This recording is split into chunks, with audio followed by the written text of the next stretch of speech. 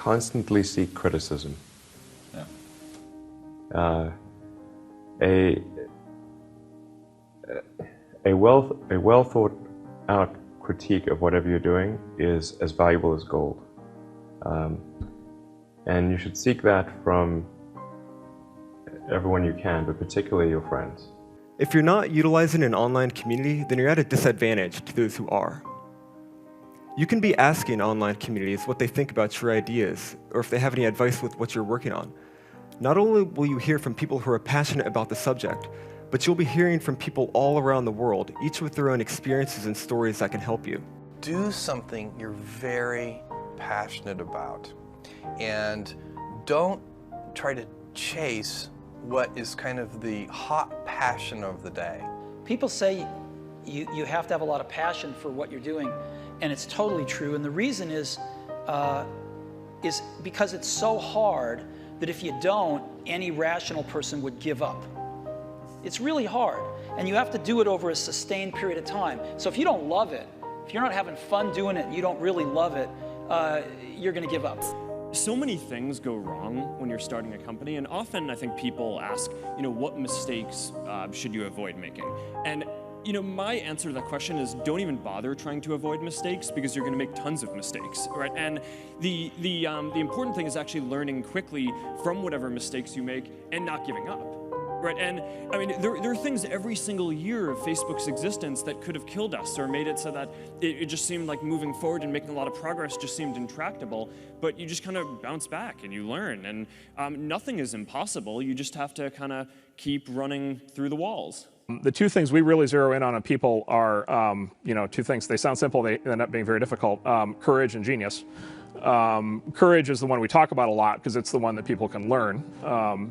Courage, which is to say not giving up in the face of adversity, just being absolutely determined to succeed, is something that you can like force yourself to do. It can be very painful. You can force yourself to do it.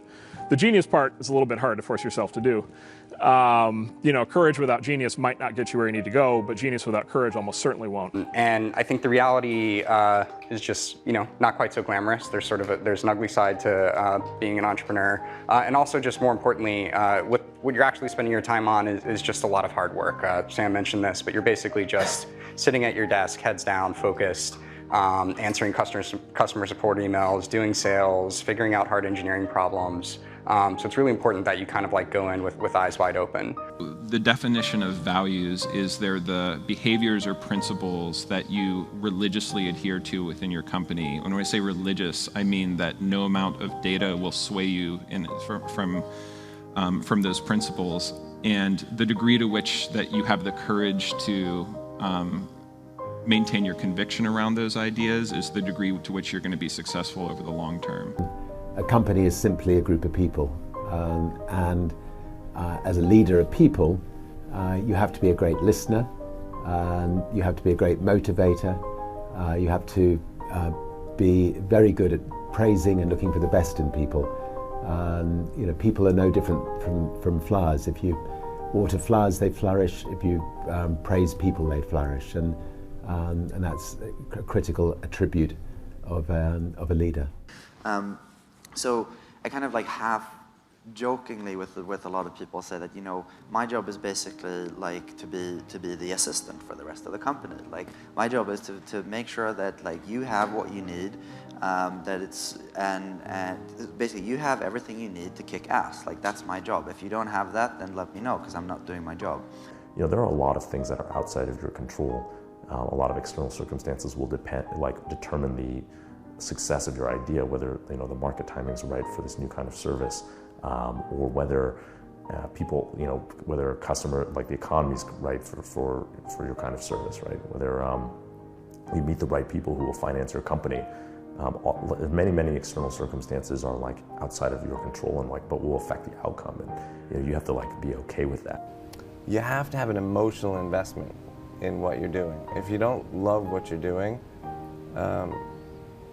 failure is pretty much guaranteed. Success is not guaranteed by any means, but failure is much more likely if you don't love what you're doing. If you know exactly what you want to be, you need to spend as much time with people that are actually that already.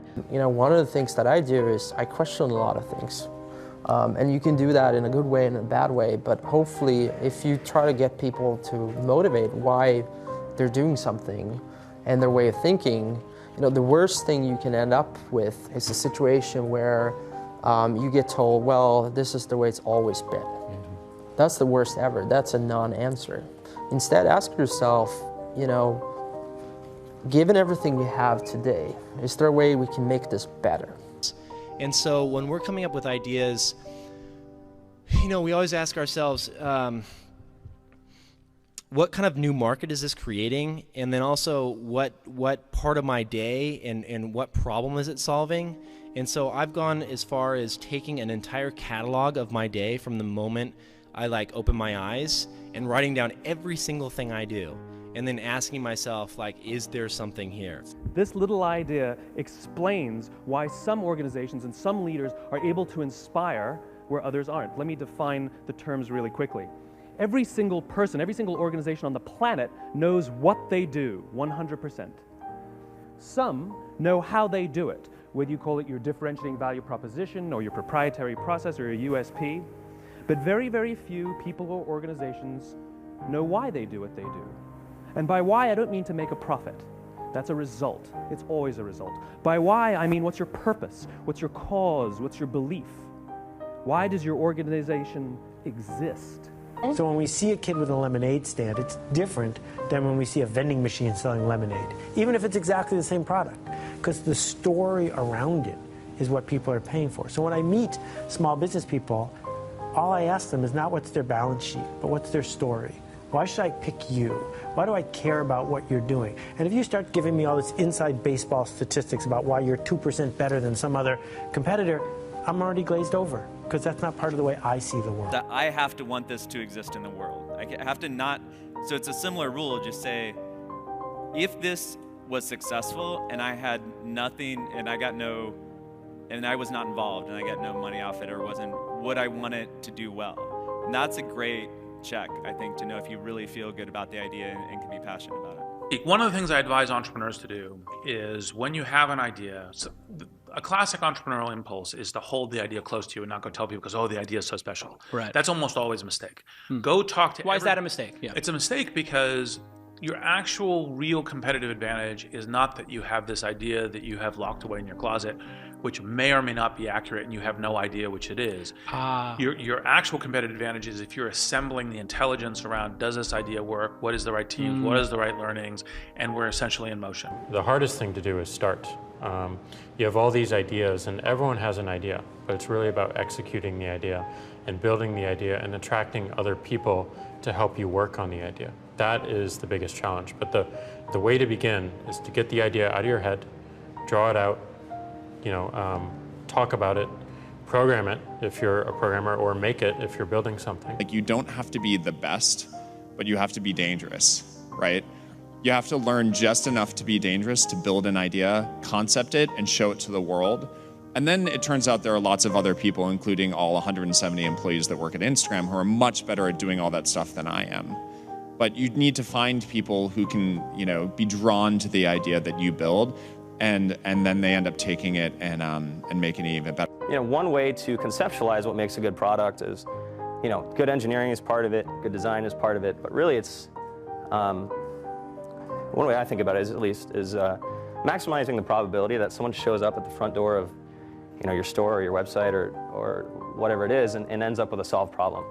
And oftentimes the best methodology is to start with the perfect experience with just one person, get that right, and then figure out how to scale something great instead of scaling something not so great and then trying to improve it. That's really hard to do. When it comes to changing the world, what I learned from Steve Jobs is if you believe in a Macintosh, if you believe in iPhone, iPod, iPad, if you believe enough, then you will see it because other people will believe in it. Other people will create software. Other people will create products.